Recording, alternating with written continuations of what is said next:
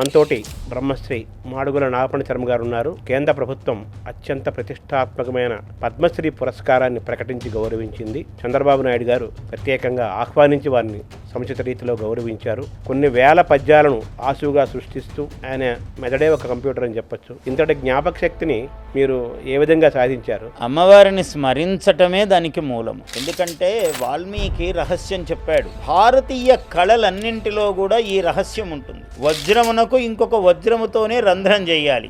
మీరు ఆ మార్గంలోనే నడిచారా? అందుకే నేను మంచి పద్యం చెప్పగలుగుతున్నానని నా నమ్మకం. రైతుకి ఈ లోకమంతా రుణపడి ఉందని. ఎప్పుడు రుణపడి ఉన్నది. అట్లాంటిది నీ కోసం ఉంచుకోకుండా అంతా ఇస్తున్నావు. ఎంత త్యాగం కావాలి నీకు? What is the secret of your health? ఇప్పుడు కూడా మనస్సు శుద్ధమైతే యద్ భావం తత్ భవతి అన్న.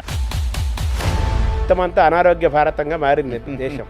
అమ్మవారి ఒక నిరంతర ఉపాసన. ఆయన వెంటబడి ఒక మంత్రం ఇచ్చాడు. నా జీవితాన్ని, జీవన గమనాన్ని మొత్తం మార్చింది అది. ప్రతిరోజు 2:30కి లేస్తారా మీరు? 2:30, 3. బ్రెయిన్ కూడా రెస్ట్ ఇవ్వమంటారు కదా డాక్టర్. సో మీరు ఆ యోగ నిద్రపోతున్నారు. అసలు ఆలోచన లేకుంటే శ్రమ, ఆలోచన ఉంటే విశ్రాంతిలో ఉన్నట్టు లెక్క. అందరూ ఆరోగ్యంగా ఉండాలంటే ఎటువంటి జీవన విధానం, ఎటువంటి ఆలోచన విధానాన్ని మీరు సూచిస్తారు? ధర్మం ఏమిటంటే మనస్సు కలుషితం కావటమే. ఒక వ్యాపారం చేసేవాడు వాడి దగ్గర ఇంతే ఉంది, దాన్ని ఇంత చేసి అమ్ముతున్నాడు. ఈ భారతదేశం ఆరోగ్య భారతదేశంగా రావాలి, మారాలి అంటే మనుషులు ఏం చేయాలి? విపరీతంగా నాకు ధనం వచ్చేయాలనే ఒక దురాశతో కదా రోగాలు మనస్సుకే ఉన్నాయి కానీ శరీరానికి లేవన్నాడు. మనసు ఆరోగ్యంగా ఉండాలంటే ఏం చేయాలి మనిషి? వీడు ఎవడు ఏ విధంగా దీనికి అలవాటు చేస్తే వాడికి ఇది అలా అలవాటు అవుతుంది. ఈ శరీరం యొక్క గొప్ప లక్షణం అదే అన్నాడు. ప్రతి మనిషి కూడా ఇప్పుడు ఆనందంగా ఉండాలని కోరుకుంటాడు. భగవద్గీతలో లక్షల సమాధానాలు చెప్పాడండి. నాకు అన్నీ ఉన్నాయి అయినా వాడికి ఉండొద్దు లాక్కోవటం, రాక్షస లక్షణం. ఒకప్పుడు మనిషి జీవితకాలం చాలా ఎక్కువ ఉండేది. 150 ఏళ్ళు, 200 ఏళ్ళు, 160 ఏళ్ళు అలా ఉండేవి. మాయా ఉన్నది లేదని, లేనిది ఉందని భ్రమ కల్పించే లీలాకోటి ఛాయా. 120 సంవత్సరాలు, 170 సంవత్సరాలు, 200 సంవత్సరాలు ఎలా జీవించారంటే వాడి లోకమునకు అదే మహావైద్యము అన్నాడు.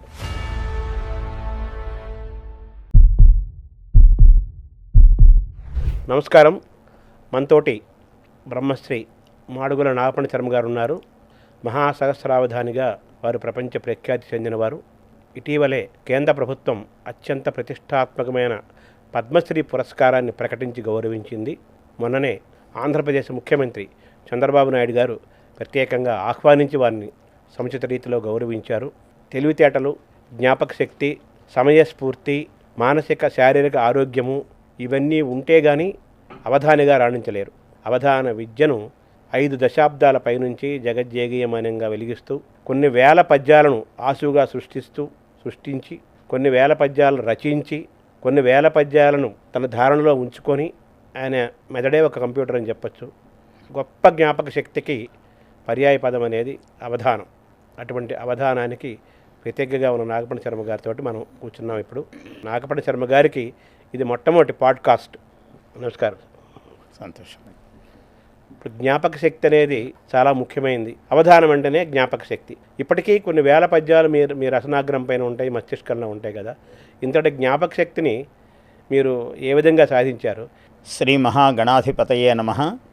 శ్రీమంతం చిన్మయాకారం విద్యా విజ్ఞానమోక్షదం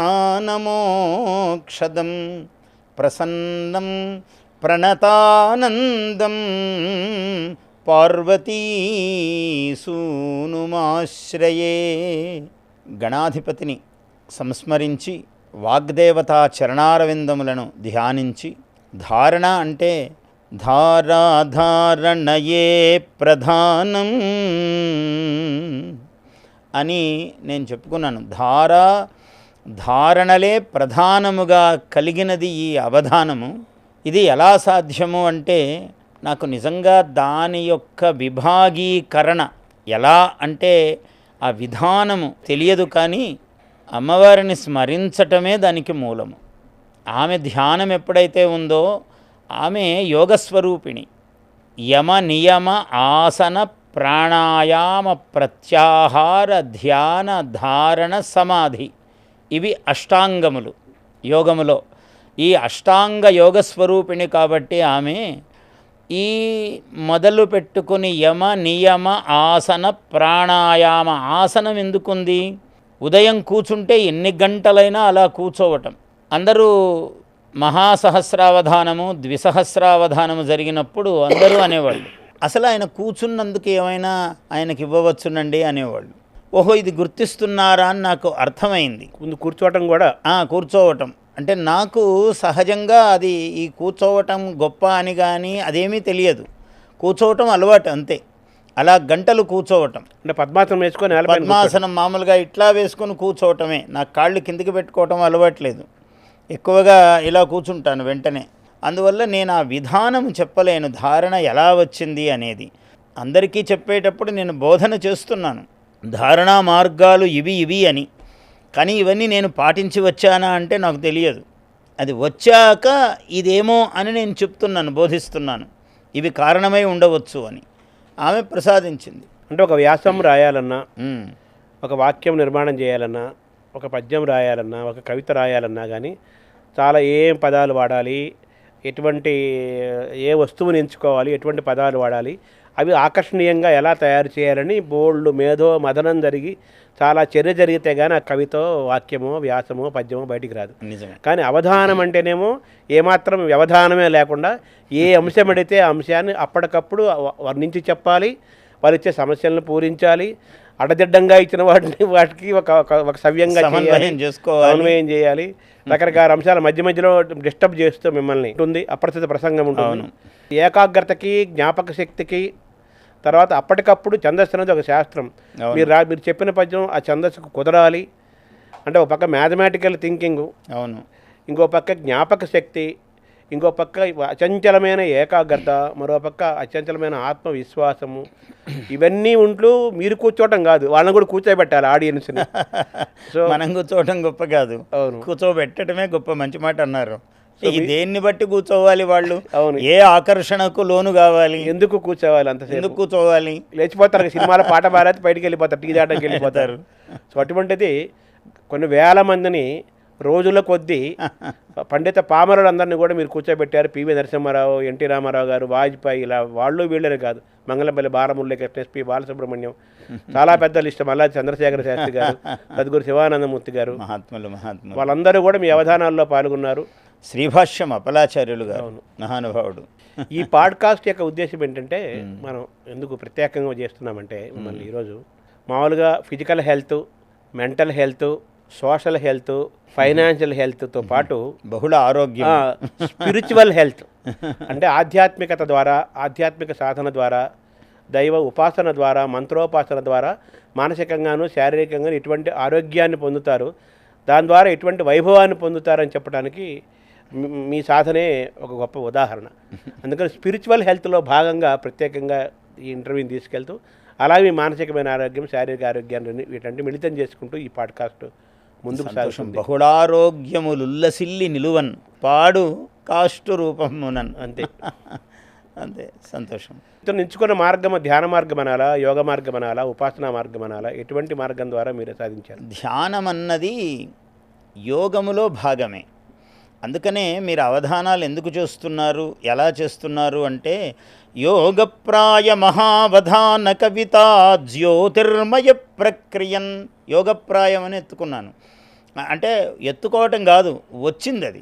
యోగప్రాయ మహావధాన కవిత జ్యోతిర్మయ ప్రక్రియన్ పూగీ మంగళవాంగ్మయ ప్రచురమై పుణ్యార్థ సంవాహమై శ్రీ గోలోక గచిన్మయ ప్రసరమై శ్రీకాంత సాహిత్య సంధ్యా గీర్వాణ హిరణ్మయిన్ కొలిచదన్ ధన్యత్వ సంసిద్ధికై. అందువల్ల పూగము, పూగి అంటే వక్కలు, చాలా మంగళకరమైన ద్రవ్యము వక్కలు. పూగీ మంగళ వాంగ్మయ ప్రచురమై, కవి మాట్లాడేటువంటి మాటలు లోక కళ్యాణప్రదములుగా ఉండాలి, జగత్ కళ్యాణ హేతువులై ఉండాలి. కవి యొక్క ఒక పద్యము ఏదైనా అది ఏ ఒకరికో ఇద్దరికో నాకో నీకో అని కాదు, నాకు నీకు అంటే అందులో లోకమంతా ఉండేటట్లుగా అందుకని శ్రీ గోలోకగ చిన్మయ ప్రసరమై, గోలోకము సర్వోత్తమమైన లోకము, సర్వోన్నత లోకం అన్నారు. అక్కడ కాంతి ప్రసారం ఎలా ఉంటుందో అలాగా శ్రీకాంత సాహిత్య సంధ్యా గీర్వాణ హిరణ్మయిన్ కొలిచదన్. ఆ శ్రీకాంతుడే సాహిత్యము, అందులో భావము రసము గీర్వాణ హిరణ్మయి అంటే అమ్మవారు మహాలక్ష్మీదేవి. అటువంటి అమ్మవారిని కొలిచదన్ ఎందుకయ్యా అంటే ధన్యత్వ సంసిద్ధికై. సంధ్యా గీర్వాణ త్రిసంధ్యాస్వరూపిణి అమ్మవారు. ఆ 3 సంధ్యలకు 3 అమ్మవార్లు ఉన్నారు. పేరుకు శ్రీకాంతుడు లక్ష్మి అని నేను అన్నప్పటికీ కూడా అందులో బ్రహ్మా సరస్వతులు శివపార్వతులు అందరూ ఉన్నారు. 3 జంటలు ఉన్నారు అందులో.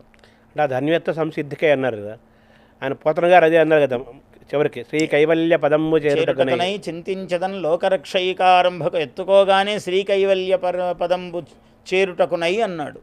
అంటే ఆ ఉద్దేశ ఫలము ఎదుద్దేశ్య త్వం కరోషి, ఏది ఉద్దేశించి నువ్వు చేస్తున్నావయ్యా అంటే ఏతదుద్దిశ్య ఏవా, ఇగో ఇదియే ధ్యానించి తలంచి అని ఒక సంకల్పం.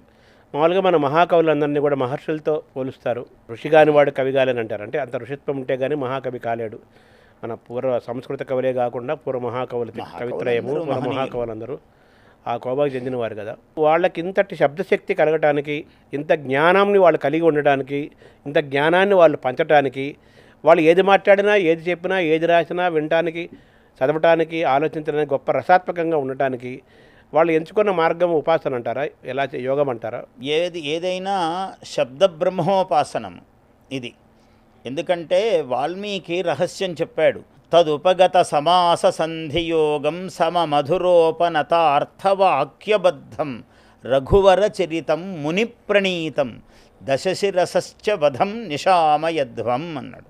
వధం అని అనగానే నిశామయధ్వం అన్నాడు, వినండి అని. దానికి ఎన్నో విధాల పదాలు వాడవచ్చు. కానీ దశశిరసశ్చ వధం, దశశిరస్కుని వధను నిశామయధ్వం అంటే ఆ శబ్దము అనురణనముగా పలకడం. వాల్మీకిర్ మునిపుంగవం వాక్యం వాక్య విశారద. ఇలా అలా ఒక పదానికి ఒక పదము అన్నదమ్ముల వలె అలా రావాలి. కవిత్వము యొక్క సొగసు అక్కడుంటుంది. రాజ్యాశ్రమ మునిం ముని అంటాడు కాళిదాసు. అందుకని వాల్మీకి ప్రతి అక్షరము శిష్యుడు కాళిదాసు. అట్లా ఉపాసన చేశాడు. ఆ ఉపాసనా ఫలమే కవిత్వం అట్లా పలకడానికి వీలవుతుంది. సో ఇది ఒక ఆధ్యాత్మికమైన మార్గము, ఉపాసనా మార్గము, యోగమయమైన మార్గము. ఇది ఆధ్యాత్మికమైన ఆరోగ్యానికి అంటే స్పిరిచువల్ హెల్త్కి ఇది గొప్ప ఉదాహరణగా మనం చెప్పాలి కదా. అంతే కదండి. మీరు ఈ ఆధ్యాత్మికమైన ఆరోగ్యం దీన్ని ఏమన్నారంటే మన వాళ్ళు, అందుకనే విద్యాసు అధ్యాత్మ విద్యా యా అన్నాడు. విద్యలలో అధ్యాత్మ విద్యయే విద్య అన్నాడు. భారతీయ కళలన్నింటిలో కూడా ఈ రహస్యం ఉంటుంది. అధ్యాత్మ విద్య అంతఃప్రసారమై ఉంటుంది భారతీయ అన్ని కళల్లో. మీరు హరికథ తీసుకోండి, బుర్రకథ తీసుకోండి, ఒగ్గు కథ తీసుకోండి, ఒక పురాణ ప్రవచనము తీసుకోండి, ఒక కవిత్వోల్లేఖనం, వీటన్నింటికన్నా ఉత్తమ కక్ష్యలోనిది కవిత్వం. ఎందుకంటే వాల్మీకి వ్యాసాదులు వాళ్ళు కవిత్వ ప్రకటనం చేశారు. తక్కిన శుకుడు తర్వాత వీళ్ళందరూ కూడా వాళ్ళు ప్రచారం చేశారు ప్రసంగముల ద్వారా. ప్రసంగముల ద్వారా చేయడానికి మూలభిత్తిక మూలధనం ఏమిటంటే కవిత్వమే. అది వాల్మీకి వ్యాసాదులు చేశారు. దాన్ని తక్కిన వాళ్ళు వీళ్ళందరూ అందుకున్నారు. ఆ నైమిషారణ్యములో కూర్చుని శౌనకాది మహామునులను చూచి సూతుడు ఇట్లనియే. అప్పుడు సూతుడు ఏమిటి? సూతుడు కథిత కథనము చేసేవాడు. కథితం పూర్వం యత్ కావ్యరూపేణ తదేవ పునః కథ్యతే అనేన సూతేన. సూతుడు చెప్పిన వాల్మీకి వ్యాసాదులు ఏ మహాగ్రంథములను కావ్యీకరించి లోకానికి అందించారో వాటిని చెబుతూ ప్రసంగము చేస్తూ వచ్చారు సూతాదులు. అందువల్ల మూలధర్మం అన్నది కవిత్వ కల్పనమే మూలము. రామాయణాన్ని కూడా అవకుశులు పాడుకుంటూ ప్రచారం చేశారు. అందుకనే పాఠ్యే గేయే చ మధురం అన్నాడు రామాయణాన్ని. సో ఈ ఉపాసనా మార్గమే ఆధ్యాత్మిక మార్గమే, ఆ వైభవమే, అదే మన ఆరోగ్యము, మన కవులు కళాకారులందరికీ కూడా, మనకు సమాజమునకు ఆరోగ్యము. అందుకే వాల్మీకి మహర్షి ఒక సూచన చేశాడు. కవిత్వము అందులో ఆశువే లక్షణం అన్నాడు. సర్వ కవిత్వము ఆశువే నా దృష్టిలో. వాల్మీకి మహర్షి సూచన చేశాడు. మానిషాద ప్రతిష్టాంత్వమగమ శాశ్వతీ సమాహ యత్ క్రౌంచ మిథునాదేకమవధి కామమోహితం అని అప్రయత్నముగా నోటి వెంట అక్షరాలు వెలువడ్డాయి ఆయనకి. నిషాద విద్ధాండజ దర్శనేన శోకశ్లోకత్వమాగత అన్నాడు. శోకమో ఒక అనుభవమో ఏదో ఒకటి, ఒక రాగమో శోకమో ఏదైనా కావచ్చు, ఏ రసమైనా దానికి ఒక ప్రేరకము కావచ్చు. దానిని ఆధారముగా అయి అప్రయత్నముగా అక్షరములు మొదలయ్యాయి ఆయన నోటి నుంచి. అందుకని ఏష శ్లోకోవా నవా, ఇది శ్లోకమగునా కాదా, అష్టాక్షర సమాయుక్తం తంత్రీ తాళ సమన్వితం అన్నాడు. 8 అక్షరాలు కలిగి అనుష్టుప్, 8 అక్షరాలు కలిగి తంత్రీ తాళము అంటే ఒక రకమైన శృతి లయలకు లోబడి అనుశ్రుతముగా వచ్చి అలా ఉండే ఇది శ్లోక అంటే కీర్తనీయ, పదుగురు గొప్ప గొప్ప అద్భుతము అని అందరి చేత అనిపించుకునేది శ్లోకం అన్నాడు. అందుకనే సమానానాం ఉత్తమ శ్లోకో అస్తు అన్నారు వేదంలో. సమానానాం సరివారిలో నీవు ఉత్తముడువుగా కీర్తింపబడుదువుగాక, ఇది ఆశీర్వచన మంత్రము. సమానానాం ఉత్తమ శ్లోకో అస్తు. సమానానాం ఇత్యర్థే సమాన ధర్మిణాం అంటే సమానమైన ధర్మము కలిగినటువంటి వాళ్ళందరిలో నీవు ఉత్తముడవుగా కీర్తింపబడుదువుగాక. అందుకని శ్లోక అన్నదాన్ని అది ఆశులక్షణమే దానికి వాల్మీకి నిర్దేశించారు. ఇలా ఉత్తమమైన పదాలు, ఉత్తమమైన వాక్యాలు, వాటితో కూడిన కవిత్వము, వాటి యొక్క సంయోజనమైన కావ్యాలు ఇవన్నీ పుట్టాలి అంటే ఉత్తమమైన ఆలోచనలు ఉండాలి. ఉత్తమమైన ఆలోచన విధానం, ఉత్తమమైన జీవలక్షణము, జీవన శైలి ఉంటే కదా ఇవన్నీ ఉంటాయి, ఉండవలసింది. ఇవన్నీ కూడా మనకు ఆధ్యాత్మికత దీని ద్వారానే మనం తెచ్చుకున్నాం అని చెప్పాలి కదా. అంతేనండి. అందులో ఇప్పుడు ఒక వాల్మీకిని ఉపాసన చేస్తే, వ్యాసదేవుణ్ణి ఉపాసన చేస్తే, నన్నయ్యను ఉపాసిస్తే ఎటువంటి పద్యాలు చెప్పాడండి నన్నయ్య. అసలు భాషకు రూపము లేనినాడు కదా, అంత సుందరమైన పద్యం చెప్పాడు. పరమ ఆకర్షణ. ఈనాడు ఈ క్షణము కూడా ఎంత మహాకవిని నేను అనుకున్నవాడు కూడా నన్నయ్య గారిలాగా ఒక్క పద్యం చెబితే చెప్పగలిగితే ఎంత గొప్ప అని ఆకర్షితుడవుతాడు, లాలసపడతాడు. కాళిదాసు వాల్మీకిని చూసి అట్లా లాలసపడ్డాడు. ఎందుకయ్యా నువ్వు రామాయణం మళ్ళీ రఘువంశం అని రాస్తున్నావే అని అంటే, ఏం లేదండి వాళ్ళ గుణాలన్నీ నన్ను లాలసపడేటట్లుగా చేస్తున్నాయి అన్నాడు.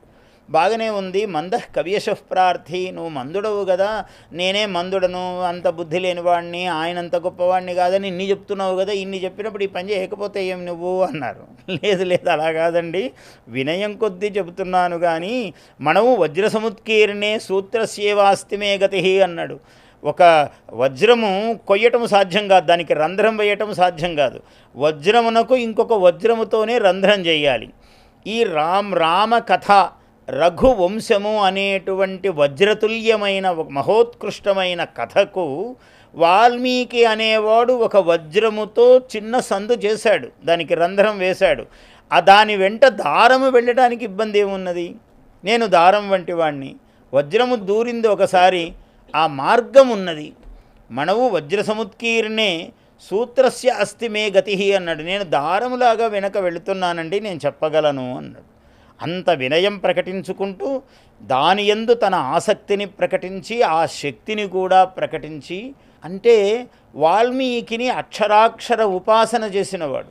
ఒక నన్నయ, ఒక తిక్కన, ఒక పోతన, ఒక శ్రీనాథుడు, ఒక ఆధునిక కవులైన వాళ్ళను వీళ్ళందరినీ ఉపాసనము చేస్తే ఉపాసనా ఫలము, ఉపాసనా బలము, ఇది ఒక శంకరుల వారి కవిత్వము. ఏమి కవిత్వం అది? మధురాయమానము, సుపవిత్ర పవిత్రము. అది ఇంత పవిత్రమని చెప్పలేము ఆ వాక్యములను. అటువంటి వారు శంకరులు. వీళ్ళందరి యొక్క అనుగ్రహ ఛాయ మన మీద పడాలి. అంటే ఏదో బయటికి చదవటం కోసం కొంచెం చదువుతున్నాము అంటే కాదు, నువ్వు సర్వాత్మన అక్కడ లీనమైపోయి ఆ పదాలను పట్టుకోవాలి. అప్పుడు నీకు అనుగ్రహం కలుగుతుంది. మీరు ఆ మార్గంలోనే నడిచారా? అందుకే నేను మంచి పద్యం చెప్పగలుగుతున్నానని నా నమ్మకం. ఆ దారమే దారమే. అందులో ఏమున్నది? మన దగ్గర ఏముంది? ఏమి, ఆ కేవలం ఆధారమే. మీకు ఉదాహరణకు చెప్తాను. ఎంత కొత్త విషయం రాయనియండి, దానిలో ఆ పరిమళం కనపడాలి. మీకు చెప్పాను ఎప్పుడో రాసిన కావ్యము రైతే రాజు. ఇందులో ఏమి రైతు దగ్గర నుంచి ఎలా తీసుకోవాలి విషయము? కవికి పరీక్షయే ఎప్పటికప్పుడు. రామచంద్రుని గురించి రాయొచ్చు, ఇంత చరిత్ర కలవాడు ఆయన. రైతు దగ్గర నుంచి ఎట్లా తీసుకోవాలి చరిత్ర? తీసుకోవాలి. అయినా కూడా రాకా చంద్రుల వన్నె బియ్యముల తీరై రాసి పండించి, ఒక ప్రతి బియ్యపు గింజ రాకా చంద్రుడిలాగా ఉన్నది, అలాంటిది రాసి పోసాడు. రాకా చంద్రుల వన్నె బియ్యముల తీరై రాసి పండించి, ఈ నాకై కొంచెమటంచు ఉంచుకొనకన్ త్యాగం యోగముగా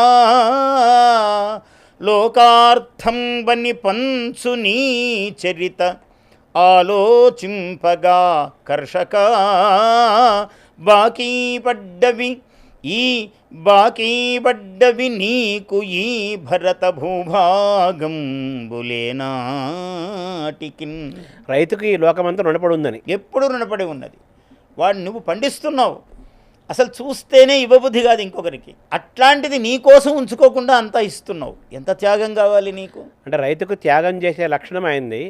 ఆ త్యాగం చేయడానికి కూడా ఒక యోగం ఉండాలన్నారు. యోగం కావాలి. త్యాగము యోగముగా, ఆ త్యాగమే యోగము. ఆ యోగం లేకపోతే వాడికి త్యాగం అనే గుణము రాదు. అదే ఒక యోగము. అలా ఇట్లా పెట్టడము అనేది తనకు ఉంచుకోకుండా, కొంచెం నాకు పెట్టుకుని ఇస్తానులే, నాకై కొంచెమటంచు ఎంచక, నా కోసమని ఉంచుకొనకన్, తనకి ఏమీ ఉంచుకోకుండా ఇవ్వటం. ఎంత త్యాగము, ఎంత యోగము. అట్లా ఇంకా ఏమిటి? కాయము బయలుకిచ్చి, ఎప్పుడు ఎండలో కాగుతాడు, మంచి రూపము కలవాడే రైతు. ఎండ వల్ల నిలబడుతూ ఉన్నాడు, అయినా సౌందర్యం తగ్గలేదు. కాయము బయలుకిచ్చి కసుగంధని అందము ఎండకిచ్చి, నీ ఆయమను ఇంటికిచ్చి, నీ ఆయమనింటికిచ్చి, నడయాడెడు బిడ్డల నామెకిచ్చి, నీ ప్రాయమదెల్ల పంటలను రాసులును కను రాత్రికిచ్చు, నీకేయది ఇయ్యగాగలనో ఇష్టఫలామృతవర్ష కర్షక. అద్భుతం. ఇన్ని రకాలుగా త్యాగం చేస్తూ ఉన్నవాడు నీకు నేను ఏమి ఇయ్యగలను? అంటే ప్రతి మనిషి అనుకోవాలి రైతు పట్ల. ప్రతి మనిషి, ఇది అందరి భావనే. కవి భావన. కవి ఎందుకు చెప్తున్నాడు ఇది? ప్రజలందరూ ఆకులు రాలని సృష్టిలో అందరూ ఋతువులను అనుభవిస్తున్నారు. ఎండాకాలము చల్లదనము, చల్లదనములో వెచ్చదనము, ఇవన్నీ వెతుక్కుంటున్నాడు మానవుడు. ఇటువంటి తీరులో కూడా ఆకులు రాలని చిగురుటాకులు కొత్తగా పూయని. ఏ ఋతువు వచ్చినా ఆకులు రాలేది శిశిరము, చిగురుటాకులు కొత్తగా పూయడమేమో వసంతము. ఆకులు రాలని చిగురుటాకులు కొత్తగా పూయని, మరే కోకిల గున్నమావిపై కూచొని కమ్మగ కూయని, తదేకైకము సేద్యమంచు పొలమంచు శ్రమించదవు ఆరుగాలముల్, నీకు సమానమెవ్వరు వినీల కృషీవల వృత్తకంబళ. వృత్తకంబళ, ఒక కంబళము ధరించి నువ్వు వెళుతున్నావు. సరే, ఆధునికంగా రోజులు మారితే కంబళం కాకుంటే ఇంకొకటి దుప్పటిలాగానో ఇంకొకటి కుట్టించుకొనో వేసుకోవచ్చు, అంతే భేదము. కానీ ఒక దళసరి వస్త్రము వేసుకుని తిరుగుతున్నాడు. ఏ ఋతువును, ఏ ఋతువు యొక్క ఆనందమును తాను అనుభవించటం లేదు. అంటే మీరు ఎప్పుడో రాసిన పద్యాలు, ఎప్పుడో అవధానంలో ఆసువుగా చెప్పిన పద్యాలు అలవోకగా మీరు ఇప్పుడు చెబుతున్నారంటే మీ యొక్క ఆరోగ్య సంపదకి, ఐశ్వర్యానికి అదొక ఉదాహరణగా చెప్పచ్చు. మీరు ఇంత ఆరోగ్యంగా ఉండటానికి మీ సాధన ఏంటి? మీ what is the secret of your health? సాధన ఏమున్నదండి, మన వాళ్ళు ఏం చెప్పారంటే, నీ మనస్సు ఎప్పుడు కూడా మనస్సు శుద్ధమైతే యద్ భావం తత్ భవతి అన్నాడు. యద్ ఆహార తద్ విచార అన్నాడు. ఆహారం నీవు తీసుకునే ఆహారము ఎంత లఘువైతే మంచిది, ఎంత తామసాహారము లేకపోతే అంత మంచిది. ఇవన్నీ సహజంగా కొన్ని కుటుంబాల్లో సాధారణంగా ఉన్నవే, ఇవేమీ కొత్త కొత్తగా తెచ్చిపెట్టుకున్నవేవీ కాదు. ఇవన్నీ సాధారణముగా కుటుంబాల్లో ఉన్నవే. ఆ ఉన్నవాటిని పోకుండా కాపాడుకుంటే చాలు. అంటే ఇప్పుడు పరిస్థితి ఏంటంటే ఏ డాక్టర్ని కలిసినా అన్ని లైఫ్ స్టైల్ డిసీజెస్ సార్ అంటున్నారు. ఏ చెప్పినా లైఫ్ స్టైల్ డిసీజ్ అంటున్నారు. అంటే మీరు అనుకున్న ఆ జీవన శైలి అది పోవటం వల్ల కొత్త కొత్త రోగాలు వస్తున్నాయి. మొత్తం అంతా అనారోగ్య భారతంగా మారింది దేశం. దానికి కారణం జీవనశైలి, లైఫ్ స్టైల్ అంతే అంటే కదండి. సో మీ లైఫ్ స్టైల్ ఏంటి సార్? మీరంతా మీ ఆరోగ్యం వెనకాల మీ జీవన శైలి. చిన్న విషయాలే ఇవన్నీ, సహజముగా ఉన్నవే, కొత్త అలంకారాలు ఏవీ లేవు. అమ్మవారి ఒక నిరంతర ఉపాసన. నేను స్నానం చేస్తున్నా, ఏ పని చేస్తున్నా, భోజనం చేస్తున్నా, ఎప్పుడూ అమ్మవారి ధ్యానం అయితే మనస్సులో వీడదు. ఆమె అవధాన సరస్వతి రూపముగా నిరంతరము అష్టాదశ భుజ ఇష్టఫలప్రద శ్రీదేవి త్వాం నమామ్యహం. ఇలా ఏ క్షణం చూసినా ఏదో ఒక్కటి వస్తూ ఉంటుంది. ఉదయాన్నే మా పిల్లలు ఏదో పద్మాలు అవి తెచ్చిపెట్టారు, తామరలు. ఉదయం చూస్తున్నాను, అక్కడ పద్మాలు కనిపిస్తున్నాయి పొద్దున్నే వికసించి. పద్యోద్భవే దేవి పద్మోద్భవే అన్నాను. పద్యోద్భవే దేవి పద్మోద్భవే. అది పద్మమే, నాకు పద్యమే. మనకేం కావాలో అది ఏదైనా కావచ్చు. ఏ రూపమైనా ముఖం కనపడితే కూడా అది పద్మముగా కనపడవచ్చు, పద్యముగానే మనకు భాషించవచ్చు. అందువల్ల మీకు ప్రతి పద్మంలో పద్యం కనిపిస్తుంది, ప్రతి పద్యంలో పద్మము కనిపిస్తుంది. అంతే కదా. ఆమె ఆసనమే కదా, కమలాసన కదా ఆమె మహాతల్లి. శ్వేతపద్మం మీద కూర్చుని ఉన్నది. అందువల్ల ఎప్పుడు పద్యమే మనకు ఆధారము. పొద్దున లేచినప్పటి నుంచి యోగాసనాలు వేయటము, ప్రాణాయామాలు, ఇటువంటి సాధన మీద ఎలా తెలుసుకుందామని.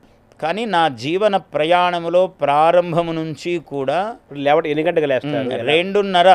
ఒక మహానుభావుడు నాకు వెంటబడి ఒక అద్భుతమైన మంత్రం ఇచ్చాడు. అప్పటికే నాకు గాయత్రి ఎలాగూ ఉన్నది, జన్మను అనుసరించి పితృప్రసాదముగా.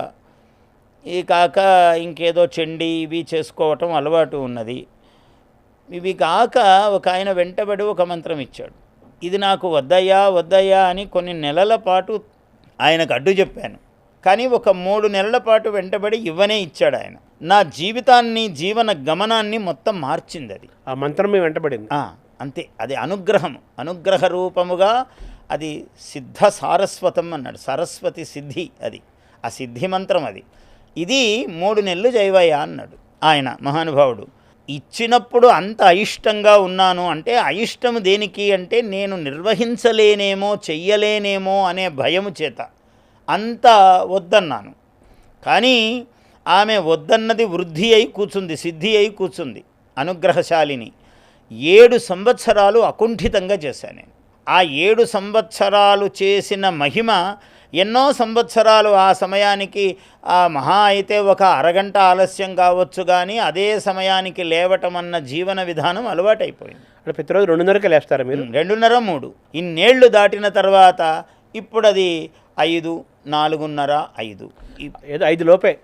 5 ప్రశ్నే లేదు. 3:30, 3:50కే లేస్తాము. మళ్ళీ ఇంకా అట్లా పడుకున్నా 4:15, 4:30 బాగా ఆలస్యం.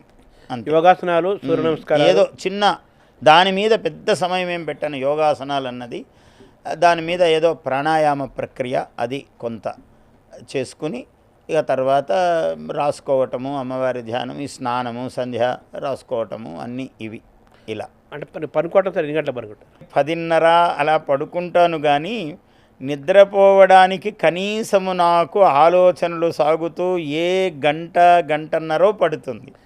ఈ లోపల ఏదన్నా ఆలోచన వస్తే మళ్ళీ లేచి కూర్చొని రాస్తాను. ఇంకో 2 గంటలు అవతలికి వెళుతుంది. ఇలా జరుగుతూ ఉంటుంది. నిద్రలోకి వెళ్ళేసరికి 11:30, 12 అవుతుంది. సులభంగా అవుతుంది. అంటే టోటల్గా మీరు నిద్రపోయేది 4 గంటలే. అంతే. కానీ మీరు ఆరోగ్యంగా ఉన్నారు.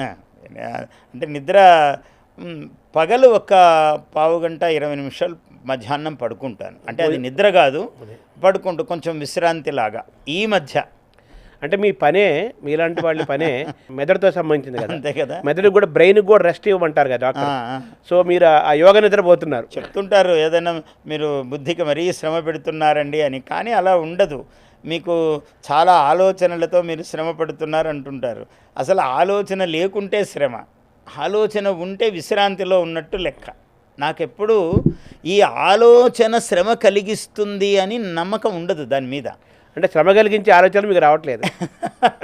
మన ఆలోచన ఏం చేస్తాము, అవధానం ఎట్లా, కవిత్వం ఎట్లా, పద్యం ఎట్లా, ఇదే కదా. మరి దీనికి శ్రమే ఉంది, ఆనందం తప్ప. ఆనందమైన ఆలోచనలే. భోజనం ఎలాగ సార్? 3 పూట్ల ఎలాగ మీ విధానం అది? మామూలుగా ఉపాహారము అంటే టిఫిన్ అలవాటు లేదు, ఎప్పుడు తినము. 11:30, 12:30 మధ్యలో. 11:30కు అమ్మవారు దేవాలయం కాబట్టి అమ్మవారికి మహానివేదన అయిపోతుంది. ఇప్పుడు అసలు మామూలుగా కూడా? ఇప్పుడు మామూలు కూడా అంతే, చాలా కాలం నుంచి బ్రేక్ఫాస్ట్ లేదు, ఎప్పుడూ లేదు, ఎప్పుడు బ్రేక్ఫాస్ట్ లేదు. భోజనమే అలవాటు. మళ్ళీ రాత్రికి కొంచెము మజ్జిగ అన్నము కానీ లేకపోతే ఏదైనా ఉపాహారము కానీ, రెండిట్లో ఏదో ఒకటి. ఒక రోజు అట్లా, ఒక రోజు ఇట్లా ఉండవచ్చు. ఏదైనా చాలా లఘు ఆహారం రాత్రిపూట. పొద్దునపూట 11:30, 12 గంటలకు భోజనం అయిపోతుంది. భోజనం. మళ్ళీ సాయంకాలము 4 ఆ సమయంలో ఏవైనా పళ్ళు, ఒక జామ పండు లేకుంటే యాపిల్ పండు, ఇట్లా ఏదో పండు తీసుకోవడం. రాత్రికి ఇలా తినడం. ఎన్ని గంటలకు సార్ డిన్నర్? మళ్ళీ 7, 7:30 లోపల. భోజనం చేస్తారా ఎప్పుడైనా? భోజనం కూడా చేస్తాను అప్పుడప్పుడు ఉపాహారము, ఏది సౌకర్యమై చేస్తే అది. మీరు రాయలసీమ ప్రాంతం నుంచి వచ్చారు, మీ ఇంట్లో కంపల్సరీగా రాగి సంగటి అయితే తప్పనిసరిగా ఉంటుంది. సో అది కూడా మీ ఆరోగ్య అది బాగా రాయలసీమలో అందరికీ అలవాటే. ఆ 30 ఏళ్ల క్రితం ఎంత బరువు ఉన్నారో, ఎలా ఉన్నారో అంతే బరువు ఉన్నారు ఇప్పటికి. పెద్ద తేడా ఏమి నేను గమనించాను. 68, 70 ఎప్పుడు నా తూకం ఎప్పుడని చూసుకుంటా నేను. 70 అన్నా ఉంటాను, 68 అన్నా ఉంటాను. ఈ 2 తప్ప అంతకన్నా నేను 71 కానీ 67 కానీ అయిన సందర్భాలు లేవు. ఈ దేశం ఆరోగ్య భారత్గా అందరూ ఆరోగ్యంగా ఉండాలంటే ఎటువంటి జీవన విధానం, ఎటువంటి ఆలోచన విధానాన్ని, ఎటువంటి మీరు సూచిస్తారు? అన్నింటికన్నా ముందు మనిషి మనస్సేనండి. మన ఏవ మనుష్యాణం కారణం బంధ మోక్షయోహో అన్నాడు. బంధనకు మోక్షమునకు రెండిటికి మనస్సే కారణం అన్నాడు. ఈ మనస్సును గనక ఇప్పుడు మనం సమాజంలో ఎన్నో పదార్థాలు కలుషితం చేస్తున్నారు, కల్తీ చేస్తున్నారు. పొల్యూషన్, కాలుష్యము ఈ అన్నింటిలో తయారవుతోంది. ఈ అన్నింటిలో తయారు కావటం అన్నదానికి మూల భిత్తిక, మూల ధర్మం ఏమిటంటే మనస్సు కలుషితం కావటమే. ఒక వ్యాపారం చేసేవాడు ఇంతను ఇంత చేసి ఇంతను ఇంత చేయొచ్చు, వ్యాపార లక్షణం అనుకోవచ్చు. వాడి దగ్గర ఇంతే ఉంది, దాన్ని ఇంత చేసి అమ్ముతున్నాడు అంటే ఇదంతా కలుషితమే, అదే మూలం. అందువల్ల ఎప్పుడైతే ఇలా చేస్తున్నారో దాని యొక్క ప్రభావము యదాహార తద్ విచార అని ఆహారము ప్రతి మనిషి మీద పడుతున్నది. ఆలోచనలు కూడా కలుషితం అవుతున్నాయి. మీ మెదడులో ఎన్ని వేల పద్యాలు ధారణలు ఉంటాయి? మీవి కానీ, అనిల్ మహాకవులు కానీ, పూర్వకవులు కానీ సుమారు అంటే ఏదో 14,625 అంటలేదు. అట్లా కొన్ని వేలైతే అసంశయముగా ఉంటాయండి. నాకు నా అవధానము ఎప్పుడు చేసినా, ఎప్పుడు పద్యము చెప్పినా దాదాపుగా మీకు తెలుసు ఆ సంగతి, జనావళిలో చాలా ప్రచారములో ఉన్నవి అవధానిగా నేను సభల్లో చెప్పిన ఆశుపద్యాలే, నేను దత్తపదుల్లోనో సమస్యల్లోనో పూర్ణ చేసిన పద్యాలే చాలా వరకు జనాల నోళ్లల్లో ఉంటాయి. బాగున్న ప్రతిపద్యము నా మస్తిష్కములో ఉంటుంది. కొన్ని వేలు అనటములో అసంశయం. ఒక శ్రీనాథుడివైనా, నన్నయ్యవైనా, తిక్కనగారివైనా, అట్లాగే పోతనవైనా సంస్కృత శ్లోకాలు, ఒక కాళిదాసు, వాల్మీకి, వ్యాసుడు, శంకరాచార్యులవి అలవోకగా వేలు ఉంటాయి. అవి ఎన్ని అని చెప్పలేనేమో. అంటే మీరు నెమరు వేసుకున్న సందర్భాలు కూడా నేను ఎప్పుడు చూడలేదు. నెమరు వేసుకోవటం అంటే ఆ సందర్భం వస్తే అది వచ్చి కూర్చుంటుంది, దాన్ని మళ్ళీ ఇంకోసారి పలకరించే పని లేదు. అదే మంగళపల్లి బాలమురళి కృష్ణ ఏమంటారు, నేను ఇంట్లో సాధన చేయను, వేదిక పైన అప్పటికప్పుడు కచేరీ ఇవ్వడం తప్పితే నేను ఇంట్లో అని కూడా అన్న, నేను చిన్న హమ్ కూడా చేసుకొని నేను ఇంట్లో అన్నారు. నిజమే ఉండొచ్చు, ఎందుకంటే ఏ సాధన ఆ విధమైన సాధన చెయ్యం. ఈ భారతదేశం ఆరోగ్య భారతదేశంగా రావాలి, మారాలి అంటే మనుషులు ఏం చేయాలి, మనుషులు ఎలా ప్రవర్తించాలి? ఈ మనస్సు గనక ప్రతి వ్యక్తి ఎప్పుడైతే శుద్ధంగా పెట్టుకోవటం మొదలవుతుందో ఆ మనస్సే సర్వకారణము. దానిని పెట్టుకోవటం కనుక మొదలుపెట్టినట్లయితే ఏం కావాలండి మనిషికి? విశేషంగా విపరీతంగా నాకు ధనం వచ్చేయాలనే ఒక దురాశతో కదా దాన్ని కలుషితం చేస్తూ ఉన్నాడు, అమ్మే పదార్థాన్ని. ఏం చేసుకుంటాడు వాడు? సో మానసిక అనారోగ్యమే శారీరక అంతే అనారోగ్యం. కదండి, అదే మనస్సే సామాజిక శరీరం అండి. అనారోగ్యం. రోగాలు మనస్సుకే ఉన్నాయి కానీ శరీరానికి లేవన్నాడు. చాలా అద్భుతంగా చెప్పాడు. రోగాలన్నీ ఉంటే మనస్సుకే తప్ప శరీరానికి కాదు. ఇవన్నీ చాలా చోట్ల మనకు ఉదాహరణలు చెప్తారు. ఏమీ లేదు, ఒకటి ఇట్లా చూశాడు, చూడగానే ఏమోనండి మీరు కొంచెం చాలా నలతగా ఉన్నట్టున్నారు కదా, కొంచెం మొహం చూస్తే ఎందుకో అని అన్నాడు అనుకోండి. ఒకడు నిజంగా ఏమీ లేదు, వాడికి ఎందుకో అనిపించింది అన్నాడు. కాసేపు అయ్యాక ఇంకొకడో లేదా వీడేనో ఎందుకో కొంచెం మొహం అదోలా ఉంది కదండి, కొంచెం ఎందుకో రాత్రి మీకు సరిగ్గా నిద్ర పట్టక కొంచెం ఆరోగ్యం సరిగ్గా లేనట్టుంది కదా అని అన్నాడు. మళ్ళీ ఇంకో 10 నిమిషాల తర్వాత ఇంకొకడు అన్నాడు. వాడు అనేటప్పటికీ మూడోవాడు అంటే రాత్రి ఏమైందంటేనండి అని వీడు కారణం వెతుక్కుంటాడు. అంతదాకా పాపం కారణం లేదని వాడికి తెలుసు నిర్ణయంగా. కానీ ఎవడైతే పదే పదే ఒక 2, 3, 4 అయ్యాయో వానికి కూడా వాని మీద అనుమానం వస్తుంది. ఇది మనస్తత్వం. అంటే అదే అనేటప్పటికీ నాలో ఉందేమో నిజంగా. అంటే ఏమి కారణం? నిన్న తొందరగానే భోజనం చేసినాను, 7:30కే తిన్నాను, ఏం తిన్నాను, అప్పుడు వీడు ఆలోచన మొదలు పెడతాడు. ఇది మనస్సే కారణం. అందువల్ల శరీరానికి ఏదో ఉందని కాదు, శరీరానికే రోగాలు లేవు, మనస్సుకే రోగాలన్నీ కూడా అన్నాడు ఆయుర్వేదంలో. ఈ మనసు ఆరోగ్యంగా ఉండాలంటే ఏం చేయాలి మనిషి? అనేక దోష జుష్టస్య కాయస్య ఏకో మహాన్ గుణ అన్నాడు. అనేక దోషాలతో కూడుకున్న ఈ శరీరానికి ఒకే ఒక గొప్ప గుణం ఉందన్నాడు. ఏమిటయ్యా? యం యథా వర్తయత్యేనం యో యథా వర్తయత్యేనం తం తథైవ అనువర్తతే.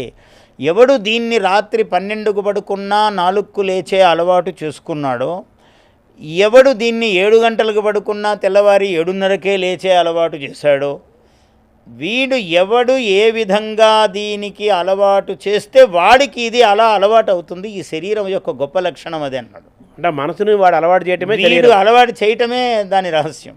ఎలా చేస్తే అలా అవుతుంది. రాత్రి 12కు పడుకున్న వీడు 4కు లేస్తాడు, వాడు ఆరోగ్యంగానే ఉంటాడు. వాడి లక్షణం అది.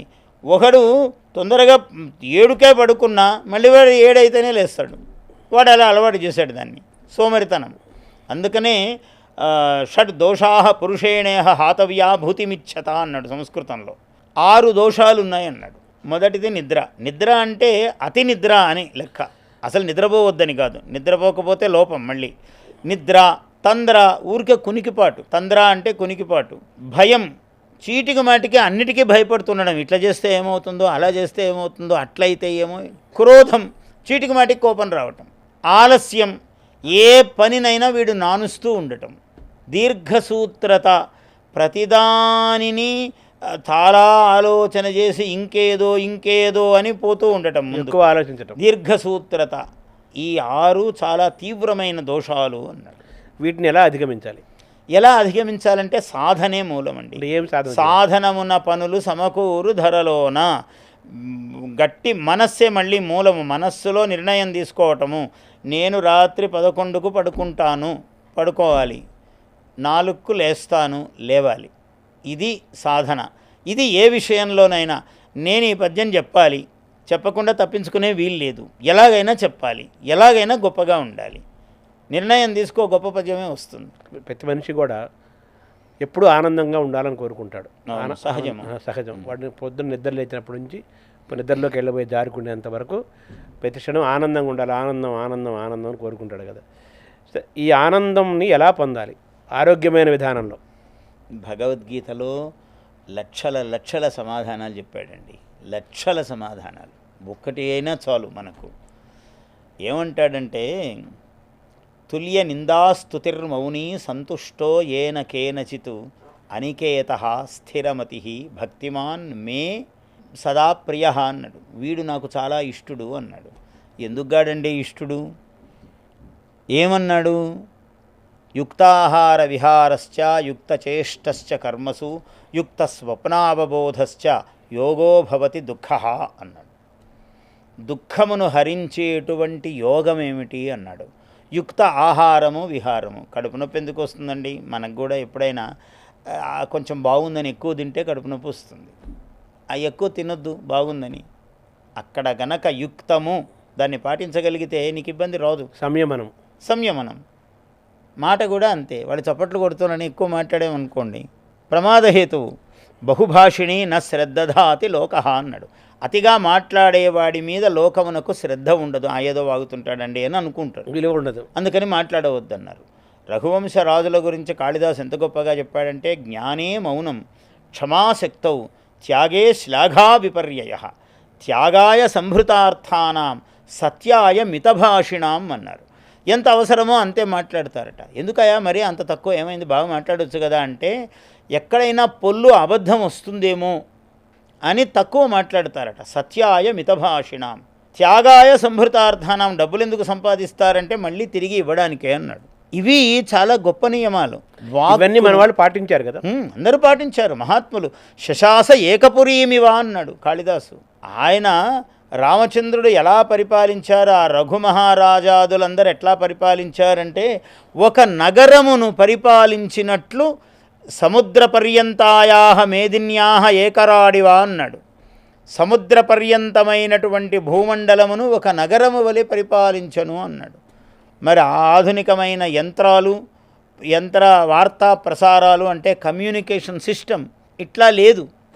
ఎలా చేశారు అంటే, ఈ సమస్య వచ్చినప్పుడు రాముడు ఏం చేశాడు అని ఆలోచించేటట్లు ఈయన చేస్తాడట. వాడు సముద్ర పర్యంతం ఎక్కడన్నా ఉండని రాముడి చరిత్ర ఆ నోట ప్రచారం అవుతూ ఉన్నది. ఇలా చేశాడు రాముడిలా ఉన్నాడు అని నేర్పాడు. చాలా అద్భుతమైన వాళ్ళు మనస్సంకల్పముతో జయించారు ప్రపంచమునంతా. అది అసాధ్యమే, ఇప్పుడు కూడా సాధ్యమే. సో ఆనందానికి సంకల్పం పోగొట్టుకుంటున్నాడు. ఆనందానికి హేతు కూడా మన మనసులోనే ఉంది, అంతే కదా. దుఃఖానికి కూడా. ఏష మానుష ఆనంద అన్నాడు. వేదంలో ఇవన్నీ చెప్పాడు.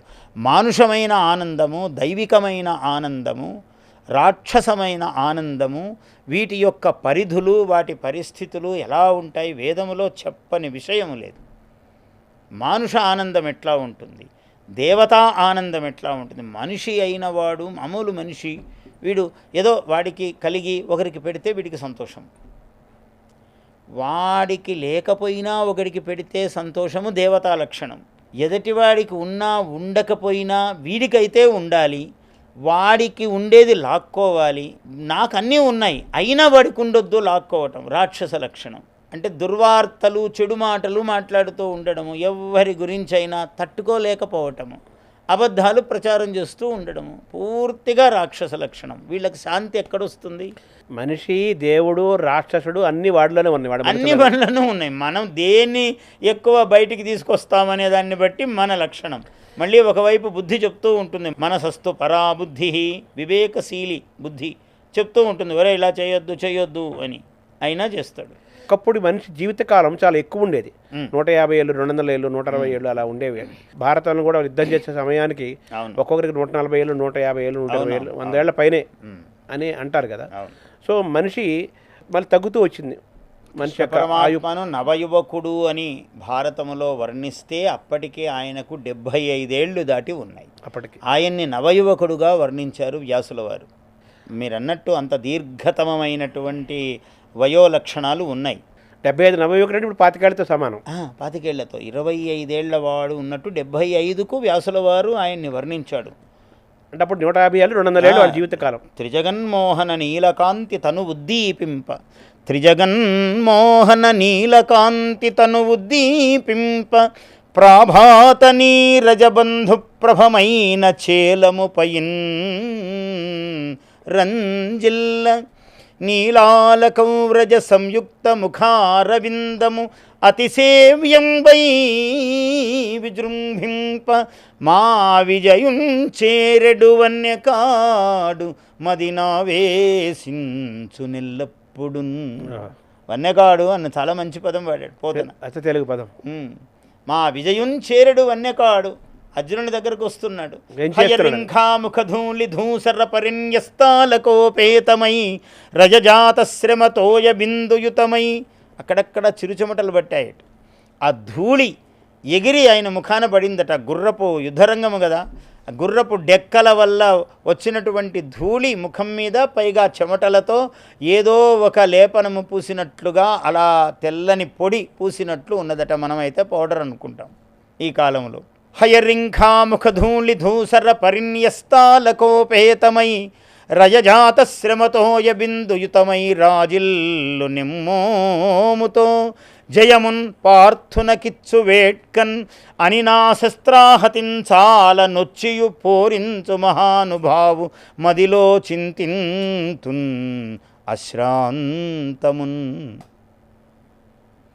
సరే, మనిషి అప్పట్లాగా ఈ కాలంలో, రేపటి తరాల్లో, ముందు ముందు భవిష్యత్తు కాలంలో మంచి ఆరోగ్యంతో దీర్ఘాయువుగా ఉండాలంటే శతమానం అంటే అనంతమని కదా, ఆ రోజులు మళ్ళీ వస్తాయా? రావాలి అంటే, ఉండాలంటే అలా ఏం చేయాలి? మాయకు దూరం ఉండాలండి. తస్మాత్ యోగి భవార్జున, నువ్వు యోగివిగా అన్నాడు. ఏమిటి అంటే మాయా విజయం. శంకరుల వారు ఈ మాయను గురించే మహాద్భుతంగా అంత కవిత్వీకరించి చెప్పిన వారు ఇంకొకరు లేరనిపిస్తుంది నాకు. ఆయన ఏది ముట్టుకున్నా అమృత కళిక శంకరుల వారు. తలంచి చూడ నరుండట్లౌట అని ఆయన అన్నారు. దుర్జటి కాళహస్తీశ్వర శతకం రాసి. అంటే ఈ మాయ, ఇది వేదాంతపరంగా మాయ అని చెప్పాడు, కానీ లోకంలో కూడా అదే మాయ. ఆయన చాలా చిత్రంగా అన్నాడు. నేను అది చదివి నేను ఆశువుగా అనుకున్నా, ఏం అద్భుతంగా చెప్పారు. అంతా మాయ అన్నాడు. ఆయన్ని మాయావాది అన్నారు, పిచ్చివాళ్ళు, అర్థం కాని వాళ్ళు.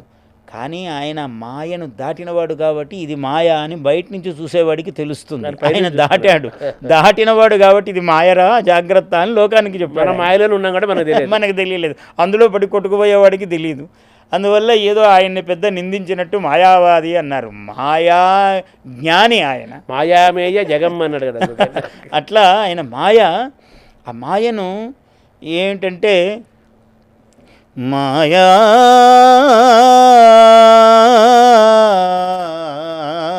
ఓ మాయా నిన్నుగానక నిన్ను తెలియక మనిషి బ్రతుకు ఏ మాయా. మాయా ఉన్నది లేదని లేనిది ఉందని, ఉన్నది లేదని లేనిది ఉందని భ్రమ కల్పించే లీలాకోటి ఛాయా. మాయా నిన్నుగానక నిన్ను తెలియక మనిషి బ్రతుకు ఏ మాయా అని నేను ఆశువుగా పాడుకున్నా. శంకరుల వారి ఎన్నిటికో నేను అట్లా ఆశువుగా పాడుకుంటూ రాసుకుంటూ ఉంటాను నేను. సో మాయకు దూరం మాయను ఎవడు దాటుతాడో, మాయ అంటే ఏమీ లేదు, లేనిది ఉందని ఉన్నది లేదని, ఇదే మాయ. నీకు సత్యము కానడు వీడు, సత్యం తెలుసుకోడు. లేనిది భ్రమ, వాడు ఊగిపోయి చాలా నరాలు తెగేటట్లు వీడు కోపపడిపోయి హూ అని ఆవేశపడి లేదా ఆనందపడి, ఏదైనా దోషమే, అలా అయిపోతాడు. ఆ మాయ నిజం తెలిసినప్పటికీ ఓహో ఇది కాదా, నేను ఊరికే ఇంతసేపు పరిచాను అంటే అలా అనుకోలేదండి అని అప్పుడు మొదలు పెడతాడు. విలువ లేదు, ఇదంతా మాయే. మాయకు దూరం అయితే మనిషి మహనీయుడు అవుతాడు, జ్ఞాని. ఆరోగ్యం, శరీరం ఏముందండి, చాలా చిన్న విషయం. వాడు మనసుకు ఆరోగ్యం వస్తే శరీరాన్ని వాడు క్షణంలో దిద్దుకోగలుగుతాడు. చిరాయువుకి వెళ్ళిపోతాడు అంతే. చిరాయువు వాడికి తిరిగేముంది, మాయను జయిస్తే వాడేముంది. వాళ్ళు అన్ని 120 సంవత్సరాలు, 170 సంవత్సరాలు, 200 సంవత్సరాలు ఎలా జీవించారంటే వాడు ఏ మాయకు లొంగడు. వాడు మహనీయుడు. శివుడు వాడే. శివుడికి ఏమీ కాలాతీతుడు ఆయన. కాలం ఆయన దగ్గర పనిచేయదు. ఆయనే కాలహ, కాలునికే కాలుడు ఆయన. కాలహ అంటే యమహ. అటువంటి వాడిని మృత్యుంజయుడు నియమించినవాడు. ఆయన ఎక్కడ దేనికి కట్టుబడతాడు? అటువంటి వాడు, అందుకే యోగి అన్నాడు. దాన్ని దాటినవాడు ఎవడైనా అంతంత యుగాలు బతికే అంత ఇది కాకపోయినా ఉన్నంత వరకు బాగుండాలంటే ఎంతో కొంత మాయను జయించాలి మానవుడు. సో ఇవన్నీ కూడా ఆధ్యాత్మికమైన ఆలోచన విధానం ద్వారా, ఇటువంటి ఆలోచన కలగటం ద్వారా, నడవడిక ద్వారా మనిషి, తద్వారా సమాజము, తద్వారా రాష్ట్రాలు, లోకము, దేశము, ప్రపంచమంతా కూడా ఆరోగ్యంగా ఉంటుంది. అంతే కదండి. సో ఆరోగ్య భారత నిర్మాణానికి అనారోగ్య ఇవాళ మీరు భారతం నుంచి ఆరోగ్య భారతం అనేది ప్రధానంగా ఒక అంశం. ఎందుకంటే ఆరోగ్యం ముఖ్యము మనిషికి, ముందు అదే పూర్ణ ఆయుస్సును ప్రసాదించేది. చాలా సంతోషం సార్. నమస్కారం.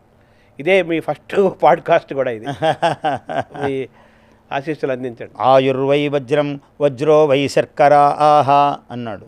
ఆయుస్సు అనేది ఆ దానిని, ఆ శ్వాసక్రియను క్రమబద్ధీకరించటమే ఆయుఃప్రమాణమును పెంచేది అన్నాడు. అందుకనే అయం మే హస్తో భగవాన్ అయం మే భగవత్తరః, ఈ చెయ్యే భగవత్తరము, భగవంతుడే కాదు భగవంతుని కన్నా ఒక ఆకు మించినది అన్నాడు. ఏ చెయ్యది? అయం మే హస్తో భగవాన్ అయం మే భగవత్తరః అయం మే ఏ విశ్వభేషజోయం శివాభిమర్శనః. ఇది విశ్వభేషజం, ప్రపంచానికంతా మందు అన్నాడు. ఎందుకు? శివ అభిమర్శ ఎక్కడైతే ఉంటుందో ఆ చెయ్యి శివలింగాన్ని తాకాలి. ఆ పంచామృతాభిషేకము చేసి ఏ శివలింగమునైతే ఏ చేయి తాకుతుందో ఆ చేత్తో ఇచ్చే తీర్థము విశ్వభేషజం, విశ్వానికే వైద్యం అన్నాడు. అయం మే భగవాన్ అయం మే భగవత్తరః అయం మే విశ్వభేషజోయం శివాభిమర్శనః ఏతే సహస్రమయుతం పాశా మృత్యోమర్త్యాయ హంతవే తాన్ యజ్ఞస్య మాయయా సర్వాన్ అవయజామహే మృత్యవే స్వాహా మృత్యవే స్వాహా. ప్రాణానాం గ్రంథిరసి రుద్రోమా విశాంతకః తేనాన్నేనా ఆప్యాయస్వ నమో రుద్రాయ విష్ణవే మృత్యుర్మే పాహి. అన్నేన ఆప్యాయస్వ, అటువంటి వాడు అన్నము వండినా తీర్థము ఇచ్చినా అన్నము పెట్టినా గుడిలో ప్రసాదానికి ఎందుకు ప్రత్యేకత? ఆ ప్రసాదానికి ఎందుకు జనం ఎగబడి ఆ ప్రసాదం తింటారు అంటే అక్కడ ఒక శివలింగము అన్నాడు. శివలింగమే అక్కర్లా, స్వామి యొక్క విరాణ్ మూర్తి, నరసింహస్వామి యొక్క మూర్తి, వెంకటేశ్వర స్వామి యొక్క మూర్తి, ఆ మూర్తిని అర్చన చేసినటువంటి చేయి, ఆ చేతితో తీర్థము, ఆ చేతితో ప్రసాదము, లోకమునకు అదే మహావైద్యము అన్నాడు. నమస్కారం.